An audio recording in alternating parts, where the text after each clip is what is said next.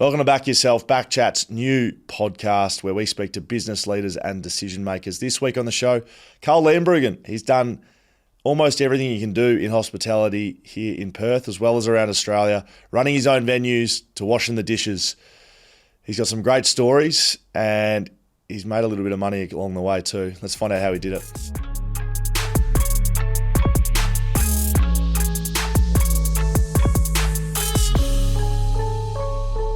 Rightio, here we go. Back Yourself, our new business podcast. I am joined by Carl Leembruggen today. I've given you a bit of an intro, actually. You haven't seen me do it, Carl, but the people know who you are.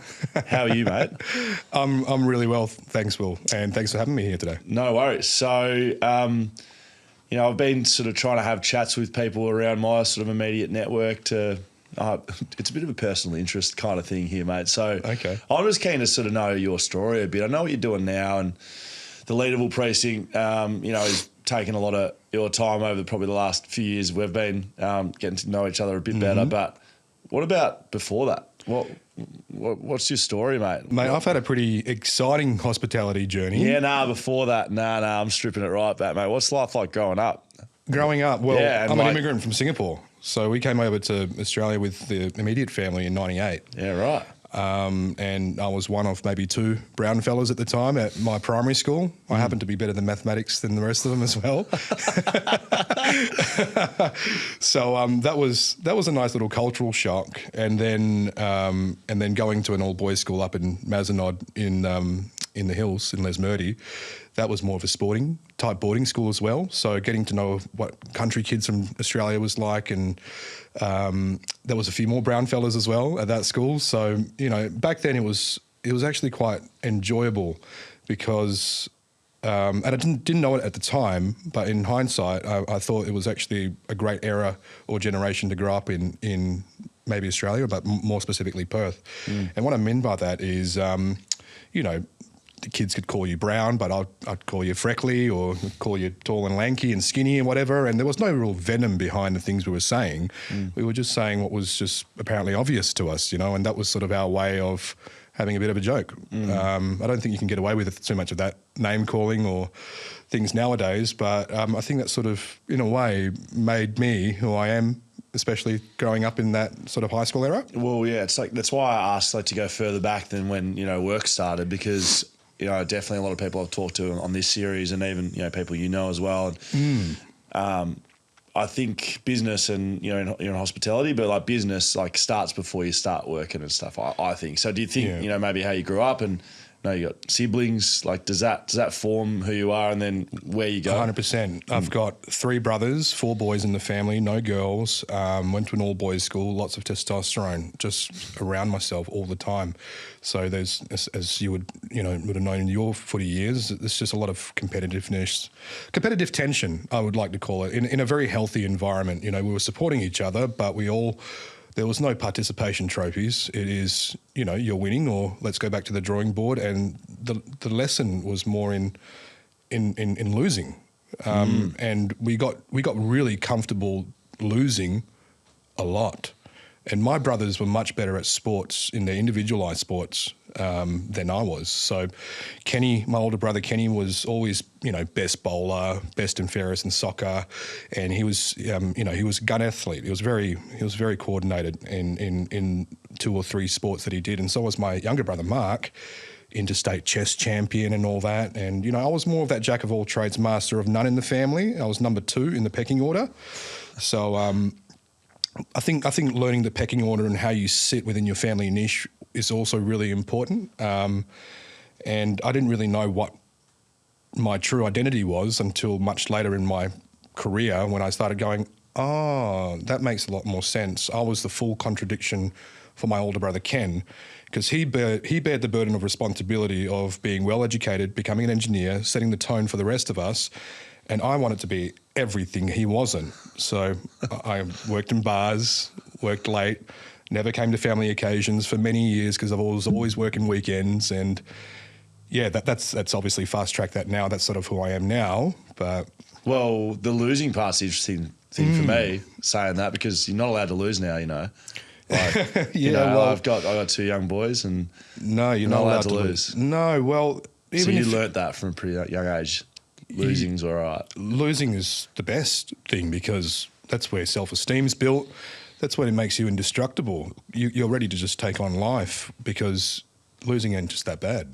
Because you just go, fuck, he bowled me out, or the ball goes over the fence, you lost the ball, or, you lost the game, doesn't matter, we'll bounce back, we've got a home game next weekend. And, you just shrug it off and you sort of purge that negative energy out of your system very quickly and you just look forward to what's happening next. And I think, I deal with a lot of kids, a lot of younger kids as well in university and students, because that's the nature of my industry. And, there's a lot of hype words that gets tossed around like depression and anxiety and all that sort of stuff.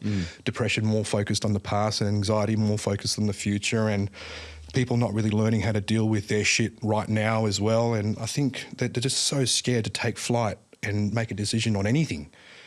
And, going back to high school and my brothers and all that, being involved in sport made you learn how to lose gracefully a lot. Maybe sometimes not with your brothers, though. No, but you get to be a better sportsman, I guess, the more times you do it, over anything petty. It could be anything petty, because there's no VAR back then. You have to call your own fouls. You've got to call it in the cul-de-sac in the streets and all that. You call it. If it's out, one hand, one bounce and all that. Yeah, there was plenty of fights. Look, but yeah, I think if everyone sort of had that upbringing, I think the world would be a different place right now. No, it's good thoughts, mate. It's just good to hear where people come from, I think, and it doesn't mean what country they're from, but just like how you brought up or like what environment you're in, and it's always. I found it really interesting, during this. There's definite similarities between people that go from how they're brought up and whatever environment was, and there's definite differences as well. But those in business and definitely leaders in business, the competitiveness is a common trend. Yeah. I don't think there'd be too many, especially leaders in business, that sort of like, oh yeah, winning and losing, whatever. Like some, of course, but it's important to a lot as well. So hospitality, like I sort of keep mixing between business and hospitality, but hospo for you, like you've been doing that for a long time. Sounds like it. Yeah. Since I was 16. So year 11, one of my really great friends at the time, and still is, he's our executive chef at the Leembruggen. He was the best man at my wedding in 2019 when we got married to my beautiful wife, Mia. Hello, shout out, Mia. Yeah, that's nice. Smart, man. Yeah, well, He left high school after year 10 to do his apprenticeship as a chef at the Kalamunda Hotel. And he asked me if I wanted a job as a kitchen hand. So on Tuesdays and Thursdays after footy training at Ray Owen, I would then work at the pub, because we'll finish footy training by 4, half 4 or something like that, and then start my shift at the pub at 5, and then we'll finish normally around 10 in the kitchen, 10:30. Some nights I'll stay at his place because it's just a short walk down the road. Other times Dad will pick me up all the way up there, and then I'll work again on Saturdays sometimes if we're back at the club for footy. So I grew up in hospitality as a kitchen hand, working with my mate at the Cala pub, and it was great because some of the wait staff will be sneaking me a beer and all that on those Thursday night shifts, and I was just like, oh, this is too cool. This is a really cool gig. And then when I was 18, I was just like, no fucking way I'm working in the kitchen anymore. I've got to get out front of the house and see what all the fun's about, because I don't want to be hiding out the back. And yeah, from there, bottle shops and bars and restaurants and we started making a career out of it. So, and we'll get to that middle part, but I do like to sort of say, so where are you now? If that's where you started, effectively Dish Pig. Yep. Where are you now? I own multiple hospitality businesses now, raking in quite a couple bucks. We sell a few pints every week, but and hopefully more to come. I think my best days are still ahead of me. So it's been it's my birthday today. Hey, holy shit. You happy birthday. Thanks, mate. I'm 36 today. So I started when I was 16. So this is literally 20 years. 20 years in the making, yeah. So it's been a pretty interesting journey, because when I was 17 and a half, I left high school and I started my Bachelor of Commerce degree at uni. And I was quickly realising how little I knew in this world when I started uni.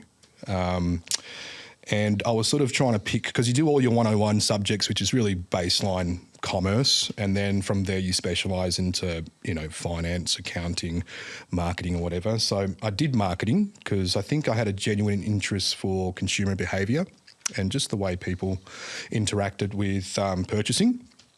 And then I did public relations because there's lots of chicks in public relations. Now I'm going to be positioned in a really negative light, but it wasn't a male-dominated, still isn't a male-dominated industry. I thought there could be an opportunity there for something different, and I went against the grain with that.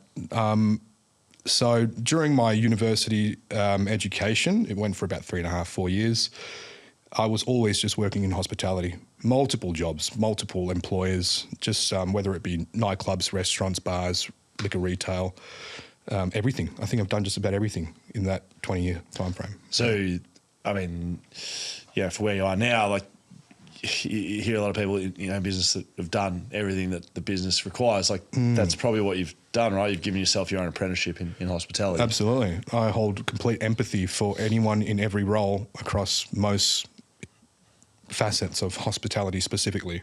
Don't know much about other industries. Don't ask me about anything else. But I think by now, 20 years later, I'm pretty good at hospitality. And it took me a while to figure out that I'm actually good at it. So what's the culture like? What's hospitality culture like? Like my first job was actually in hospitality. I was a glassy at the Torquay pub. Shout out Torquay pub. Andy Routley was the manager there. I still remember everyone about it. And I would get paid definitely minimum award wage. It's definitely on the books. But I was paid in like soft drink. I used to like sneak out the back and just like best ever. I had like free refills. Yeah. Like, how good. Yeah. Having a staffy, having beer after finish. Correct. Well, I was 15, so I didn't quite get beers into me. Okay. I was trying to be an athlete.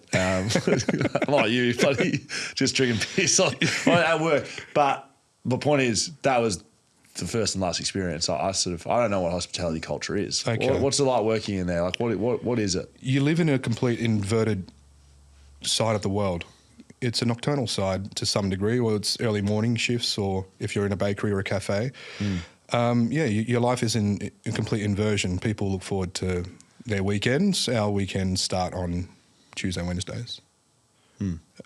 So people go out and you help facilitate that occasion for them. You're not going out. And I consider that a lifestyle role. This is where, if you saw it as a burden in your life, where it's so encumbersome to be able to work in hospitality because you want to be participating with the rest of what most people do with 9-to-5 jobs, you probably wouldn't last very long, because you naturally just feel like this is something that has no sustainability to what your lifestyle, social goals might be. But living a life that's inverted to everyone else means that you can do whatever you want, almost whenever you want, and you're going to the shops and there's no one there. You're going to the beach during the day before you start your 4 p.m. shift, there is no one there. You're going to the gym at mid-morning and there's yummy mummies there after school drop-off, but there's no one else there. And I just loved it, because it just enabled me to just get so much done with life outside of work. I could go to uni full-time, work more than full-time, and socialise on the job.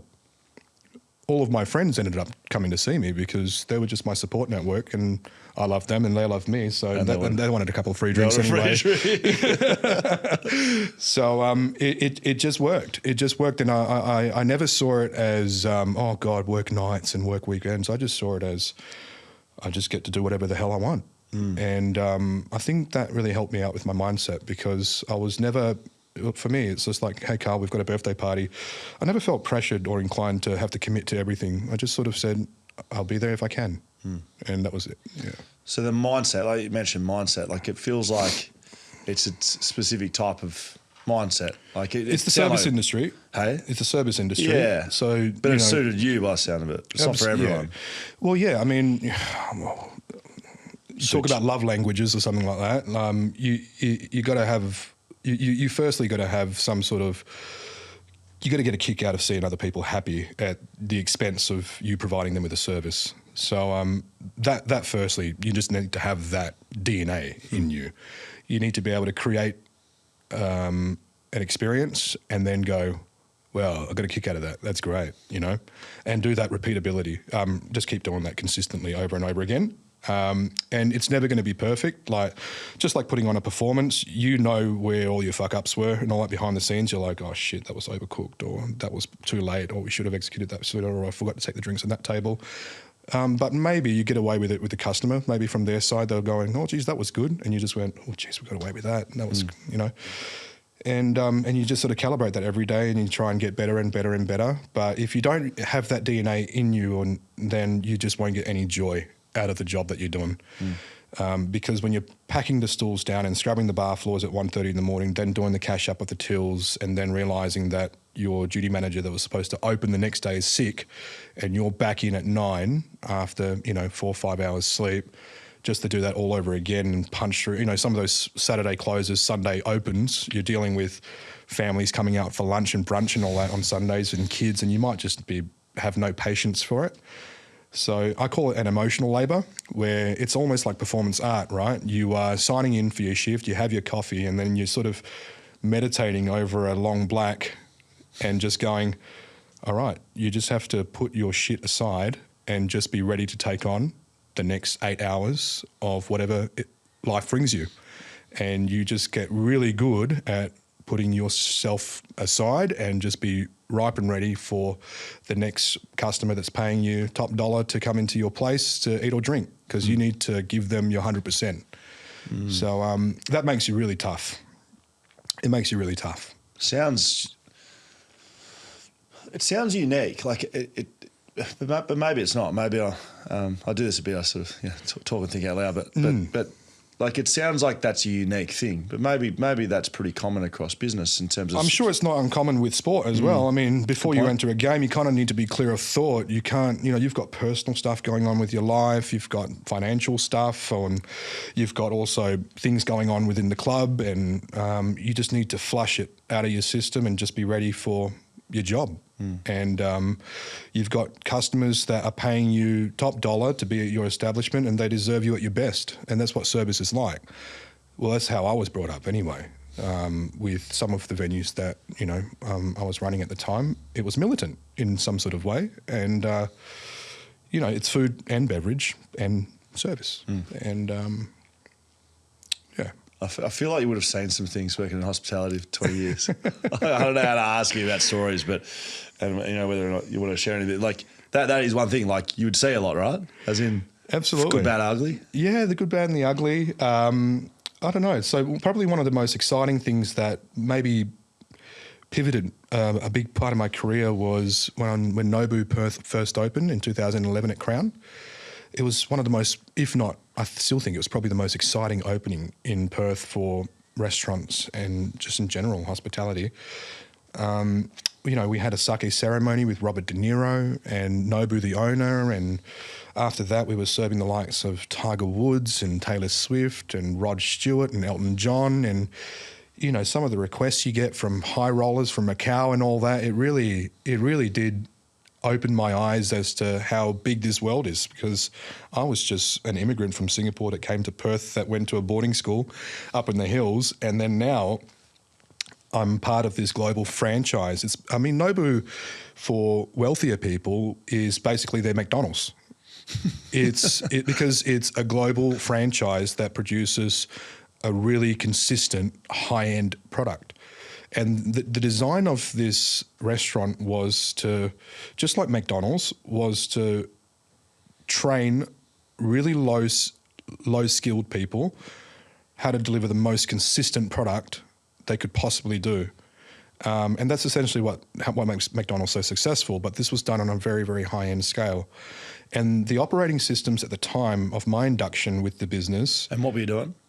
At the time, I was the beverage manager when we first started, and then I left with a job opportunity that was offered to me by another gentleman, I won't say his name, to open up a new venue in the city. And then I didn't like it so much, and I came back to Crown, as an assistant VM capacity. Right. The second time, because I really did love the Nobu business. Sorry, I interrupted. You said the induction process for Nobu. No, yeah. So that's what created that understanding of that militant service mechanism, and how you can get a Joe Blogs food and beverage attendant that doesn't really care much about their job. They just are doing this to facilitate their tuition, to execute still at a very high level and charge people an absolute premium for it. And it taught me how to do that. And after that, it sort of gave me this idea of how can I replicate this in different hospitality forums. And then I started getting to know that I love the pub business a lot more. And I ended up leaving Nobu because that's when I got a great job from my previous employer, which was Tim McLernan. He actually just won Legends of Hospitality this year. And this was in 2013 when I was Tim's venue manager at the Stables when it first opened. And I took a small team from Nobu with me at the time to help me out with the opening. And I loved pubs more because there's just so much beverage sales, whereas restaurants, there's just so much food sales. And beverage is a lot more profitable than it is for food. You know, you think about how much effort it takes to make a plate of food. Yeah. And having to deal with, you know, chefs who are in pressured hot kitchens and all that sort of stuff. It's quite a challenging environment sometimes. So the pub game was great because there was such a big swing in more beverage sales. So it's a bit more of a profitable style business model to a degree. But being able to simplify it even further than what Nobu taught me and create internal operating systems to almost foolproof it. So you can almost employ anyone. They can just fall into line into your business system or structure, and then away we go. And it kind of eliminates a lot of, you know, pressure points where businesses can automatically fail, which is, you know, wages and cost of goods and all that sort of stuff. And now that I've done it for so many years, you understand where it goes wrong quite easily as well. Well, again, not knowing anything about it sounds like if you've got too much reliance on one person or a person to do something, and then you lose that person in hospo, I assume there's changing and chopping. Absolutely. If it's rather than the role, it's the person, then it creates big issues because a massive hole in the business if they're gone. Big issues, yeah, big risks. So you just got to mitigate that risk by coming up with a great system that is foolproof. So when you rinse and repeat and go through the cycles, because hospitality is a really fickle creature, it doesn't matter. You know, the next person can come in and we can get them up to speed pretty quickly to take on the job, yeah. And I'm sure you'd say that you don't want to cycle people through the roles either, because if someone stays with you, a pretty systematic way of doing it makes it easier for them to do their job too, right? Absolutely. You know, creating great culture and great retention schemes that's where you get the money back as well, and that's where they get more of a return as well. So it's within our nature to want to retain as much as we can. It's not within our interest to change the seats, but to protect the exposure of the business. It's you know, if you create good systems and everyone knows what they're doing, then yeah, it doesn't matter in a way whether they leave you. Weren't you putting some pretty big orders together for Nobu? Didn't you tell me a story once about?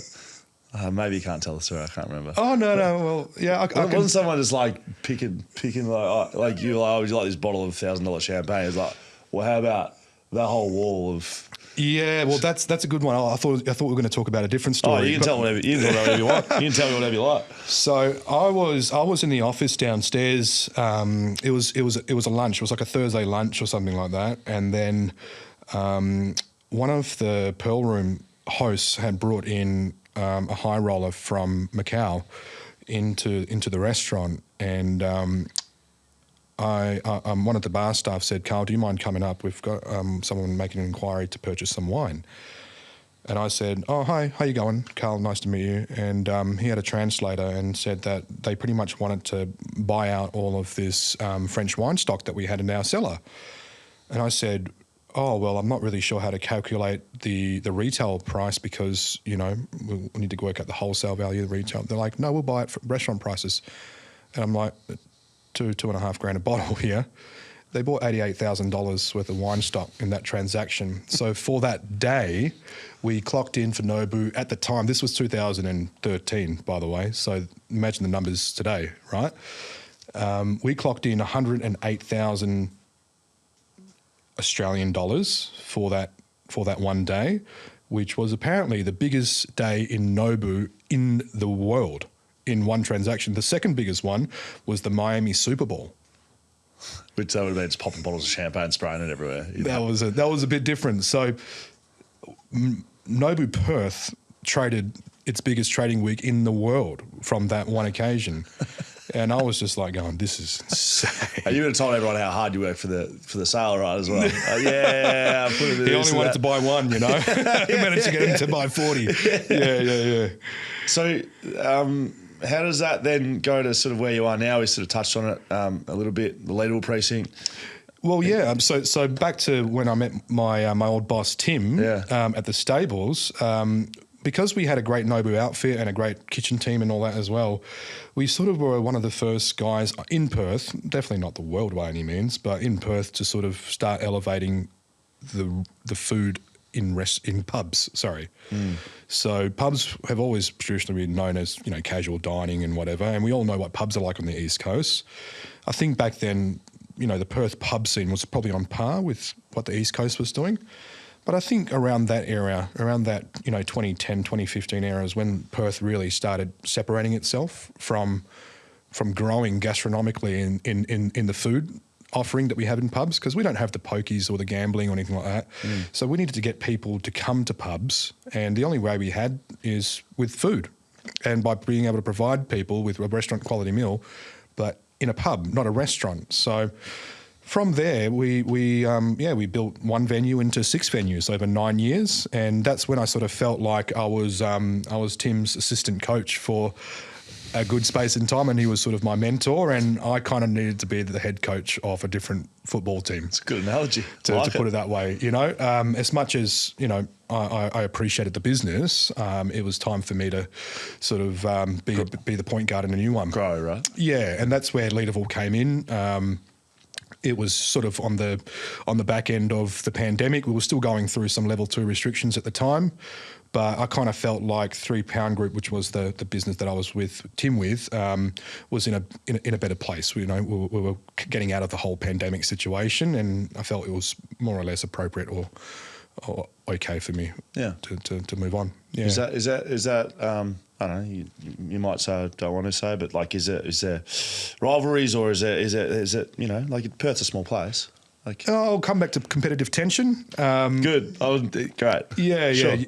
I mean, you never really want to see a good operator open up a pub right next door to you. Yeah. But in a way, you're kind of glad, because high tides raise boats, and better them than someone else that might do you over or something like that. I think, no, we all know each other in Perth, and I think we all genuinely want everyone to do better, because it's only good for Perth. Yes. In a way. So I think most of us have that sort of little town type mentality. I like that competitive tension. Yeah. I mean, we want each other to do well. Yeah, but you want to compete. Absolutely. You still want to beat people. Oh, yeah. We love talking about numbers. So how's it been being the head coach then? What's different? You've got no one else to ask, hey, how am I doing? You know, there's no one regulating you. You've got to regulate yourself in a way. And I'm a very coachable person. I love the learnings of things, you know, so I am experiencing it, but sometimes I would like to have a bit more of a sounding board in a way. I do have very supportive business partners, don't get me wrong, but I'm the hospitality consultant in the business. So I've got to do my own research and do my own regulation. So I think that's the only real challenge. You know, the buck stops with you. Yeah, you can't pass on the responsibility, you know? Yeah. I mean, do you like that? I do. Yeah. It's sort of helped me now grow. Yeah. From the Leadable precinct, and hopefully there's going to be more opportunities. Yeah. So, I mean, everything sounds great. That story and journey, but like, it's not all roses. I know it's not for you or anyone else. No. What are some big challenges you've gone through? Whether it be early days or mid-term, or now with what you're doing now? Early relationships really were hard, because you worked an inverted lifestyle. So it's hard to date or, find people outside of work because you just don't have those opportunities of meeting people too much. So, yeah, fortunately now I've actually found someone. I've been with Mia for, 10 years or so. But, earlier it was hard to form relationships. You can easily go down the rabbit hole of, alcoholism and drinking and all that sort of stuff. I definitely faced that for maybe a couple of years. Because it's always there? Yeah.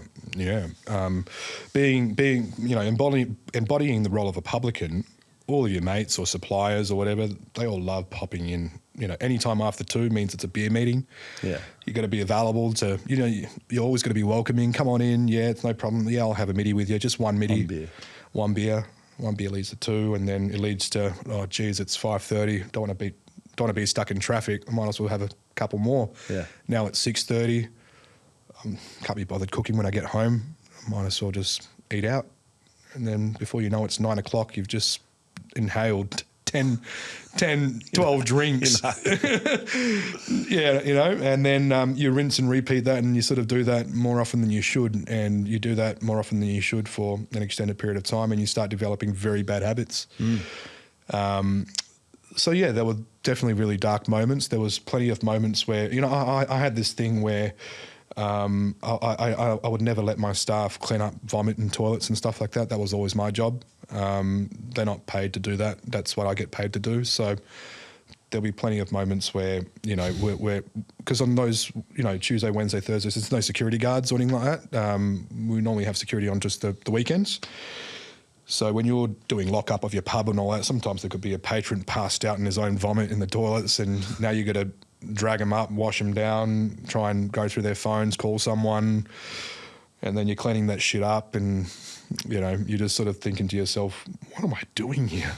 What am I actually doing with myself, Because you're not getting paid much money back then. Yeah. I could have easily just taken a left turn instead of a right turn, and I would have been in a completely different scenario than I am today. Yeah. So many moments. So I'm very lucky to have always taken the right turn to get to here, because there could have been a left turn at any moment, What about leadership? What sort of leader are you? I'm a supportive leader, I think. Getting into this head coach role that, we're using that analogy, I've sort of learned that it's no longer about me. I was sort of a bit more of a perfectionist. I wouldn't say ego-driven, but I was very aggressive, and I was chasing perfection at the detriment of pushing my staff sometimes beyond their limits and micromanaging people. And I think that came with ego. So just knowing that just because I think I'm better than everyone, that's not my job to do it for them.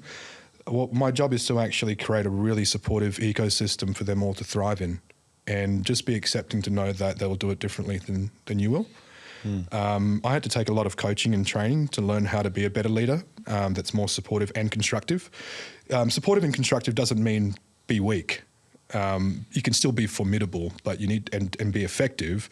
You just can't be aggressive and perfectionistic and and yell and be task orientated. You still need to humanize things and task and all that, and realize that they're not going to do it the way you do it, and just be okay with that.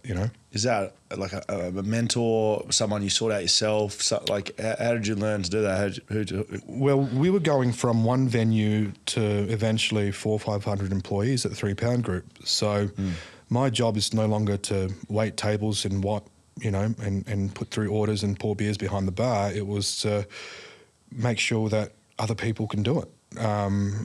And I needed to quickly get better at letting go. Because I was laughing. Yeah, it's common. Yeah, it's common, right? And I needed to create an environment that culturally people could see themselves working in, and they feel supported. We didn't have HR. HR is such a new thing, I think, in business, especially in hospitality. I think every business or industry now has a HR department. You guys might have one here as well. Rachel doubles about 5 different things. She's our HR department at the moment. Yeah, no, exactly right. So we were HR, like we were responsible for performance managing our staff and for having those harder conversations with so-and-so because, you know, you did it. And most of the times we did it over a beer after we finished work. That was our HR. But now it's just we're just pushing the blame basically onto someone else and saying, oh, can HR fix it for me? Instead of being able to deal with it yourself, you know? So, yeah, I mean, leadership today, I think, looks maybe a little bit different than what it was when I was growing up. But yeah, for me now, it's just about leaving my ego at the front door and realising that I'm not the one that's waiting the tables. These young men and women are, and they're doing the best they can. And I just need to give my guys the support they need and the tools they need to execute their jobs to the best of their capabilities. So it's a good answer. It'll be remiss of me not to talk about the Leembruggen Hotel, because when I come to Perth in 2007, I'm from Victoria, from Geelong, I reckon I spent every weekend for 4 years at the Leembruggen Hotel. What about Wednesdays? Did you come on Wednesdays? Mate, I was there Wednesdays, I was there Fridays, I was there Saturdays. Like Leedy, that's just like, it's just where I went. And that was, you know, that's, 20 years ago. Yeah. I was probably with you, actually. but you were probably serving me. Yeah. But, you know, to where that is now, like, was there I guess a process of you either leaning into that a little bit more, what the leader used to be, or a complete reimagination of what it is? Because, like, you speak to anyone my age from WA and Perth, like, where are the cages? Like, the cages in Leembruggen. Yeah. So was that something you tried to completely, you know, that's not us anymore, or it's a bit of us and we want to kind of reboot it? I don't know. How did you approach all that? This job for me was like the circle of life moment, because just like you, I was hanging off all of the cages. If not, I was crumping in the R&B room with a pair of Air Force Ones. I'm not sure you remember what crumping was. But we had Air Force Ones. You know my cousin Natasha pretty well. She was probably the best wingman I've ever had. Yeah. And yeah, we had so much fun. And yeah, Leederville, just like Subiaco, also went through a down cycle when the footy left. Leederville was just as equally as impacted. And the business at the time had to evolve, and they saw it more as an opportunity to maybe look at restaurants and food offerings and all that. And it's seen many brands and many things. So when I started in 21, it had a different refurbishment at the time. And when I started, what I remember it to be was an entertainment hotspot. And I remember being able to go there in all these different zones. You know, you had more of a chill out area where you can have a beer, and, you know, you had an electronic dance music area, and you can really interact with the venue really well. And I sort of wanted to create that and bring back the nightlife again. And there's been a huge stigma around nightlife. I think people just need to be careful about what they're talking about. They see it as really dangerous, and, you know, the media portrays it really negatively.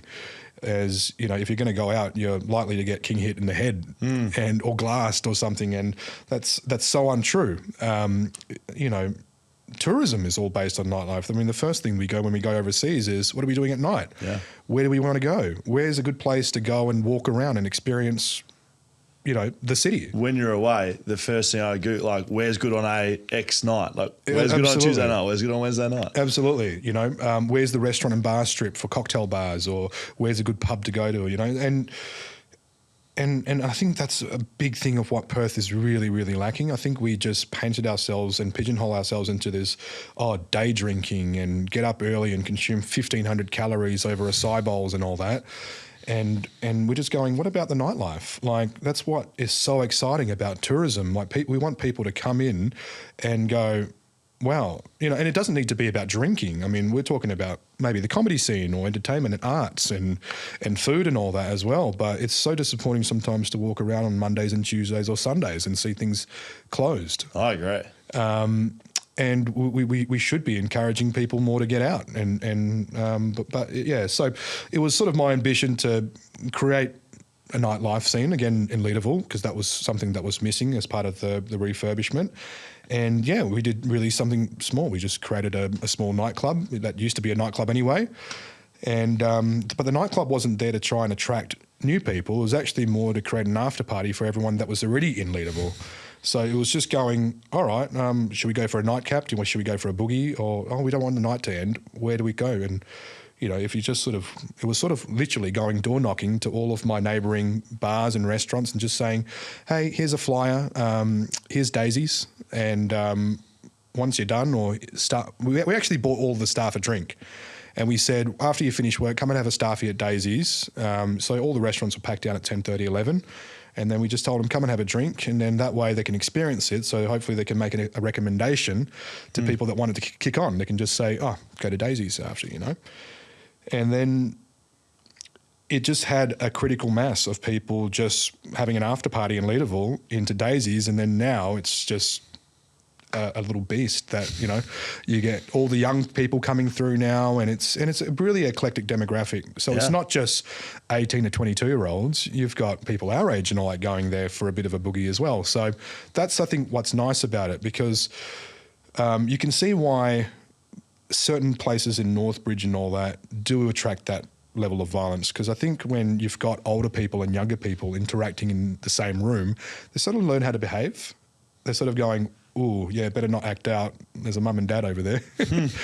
or in a way, if a younger kid's acting out, they'll be going, right, sort yourself out, little fella. And everyone's sort of looking out for each other in a way.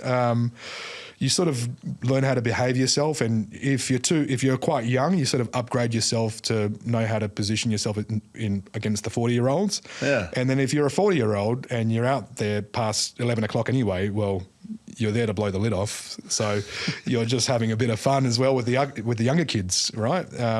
So I think that's what's made it really successful. It's just literally creating a place where anyone can have a good time.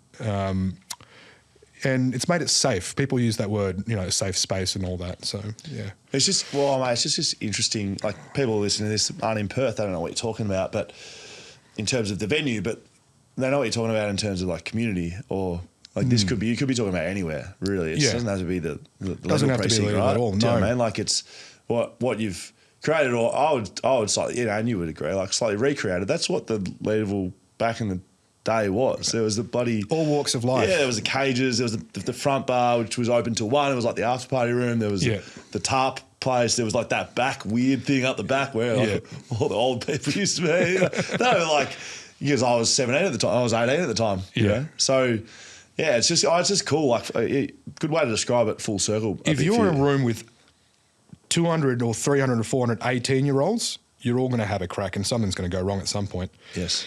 But I think if you have a really big melting pot of everyone and anyone, everyone sort of regulates themselves and they sort of feel a bit uncomfortable acting out. Well, people, in a way. It's just people. Yeah. And it's almost like real life. Yeah. No, seriously. Like, 100%. A room full of 18-year-olds, like, it's kind of like not real. Yeah. It's sort of like it's like a reality show or something. Yeah. Whereas if you just get a group of people, you got some sensible ones, you got some dickheads, but usually the sensible ones talk to the dickheads and then everyone in the middle. That's right. I mean, you figured it out. I never tell you. Yeah. Well, we got lucky. Well, as I said, got lucky with that one as well. So what's the future then? That's now. What's future aspirations for Carl? Oh, look, outside of work, it's just really having a young family, getting that sorted. You know, I've got one, an 18-month-year-old boy, and we're working on hopefully number 2. Hopefully it doesn't take too long.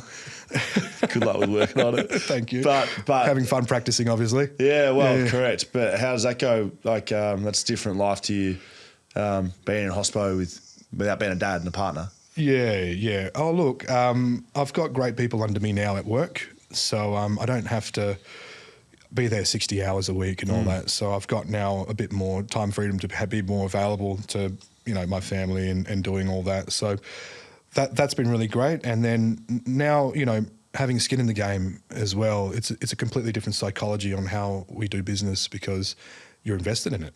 So you're more cautious in the way you spend money and you're thinking about things much more longer term. You're not thinking about things in 3-6 months or whatever. You're thinking about what's happening in 3, 4, 5 years ahead of you. So just having a bit more of that foresight to look at life as if I'm going to live till I'm 100 is quite uncommon, because when I was 23 working at Nobu, I was living such a high octane life I thought I wasn't going to make it to 40. Yeah. Now I'm closer to 40, I'm more than likely going to live till I'm 90 years old. and I should probably be more considerate as to what I'm doing over the next 5 years, not what I'm doing over the next week or so. So that's the future. Do you ever give you a chance to think back to 16-year-old washing the dishes to where you are now? Like, do you ever reflect, or you are more, let's go forwards? Yeah, look, I think I still got the grunt in me. I mean, if I had to start all over again tomorrow because something went wrong, I think I've still got the grunt to wash dishes again and start somewhere. Definitely. But yeah, in a way, it's been pretty cool. It's been pretty cool. Yeah, we've done some other things as well, but I think all the people that has been involved with my life and my journey and all that, I hold them still very closely. Never burned a bridge. So Perth's too small for that. I think the world's too small for that almost to burn bridges. So I like to think I've always left on good terms with everyone. That's good.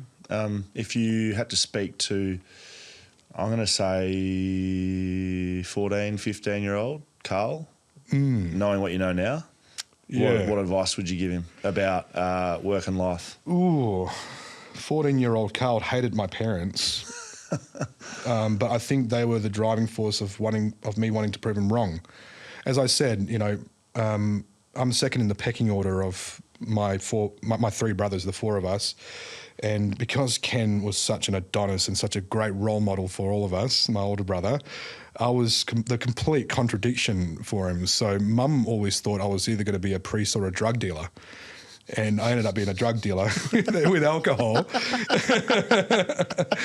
But, I copped it because I was clearly the black sheep in the family. So they all thought I was, they had a lot of concerns about me, put it that way. And I had this real driving force behind me of proving them wrong. And no matter what, I had to make hospitality work. I couldn't leave university with a $40,000 HECS debt and decide to continue in hospitality and not make it work. It's almost like I had no option but to try and just stick it out and prove them wrong. Yes. So what would you tell yourself, knowing everything you know right now, though, with all that in mind? I would have said to myself, back yourself in earlier.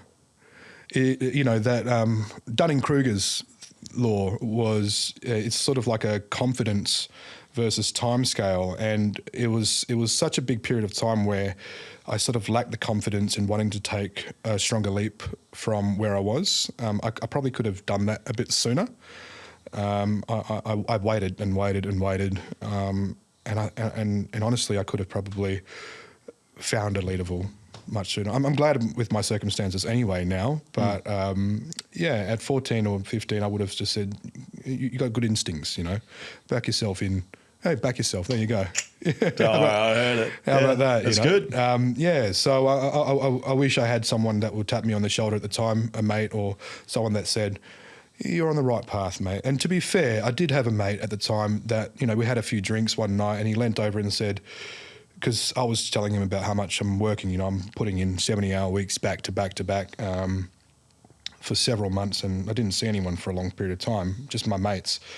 So we finally caught up with each other, and he goes, how you going, Carl? I was complaining about work, and he goes, mate, you got no idea how fucking jealous I am of you. At least you're going out chasing your dreams. I'm in a dead-end job. I already hate it, At least you're chasing after something that you feel really passionately about. And then now that I'm actually here, I reflect on that conversation still over and over again, and I'm just going, that helped.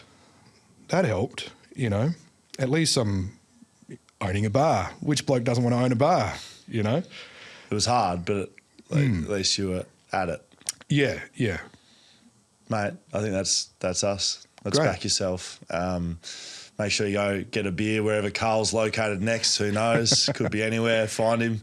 I'm sure you're still allowed to have a beer with friends, even though you're maturing and getting older and getting wiser. Oh, I'll even pour the beer for him still. Mate, how was that? Good? You enjoy it? Yeah, I did. Thanks a lot. That was worries. good. Hopefully it was all right. It was finished. Yeah.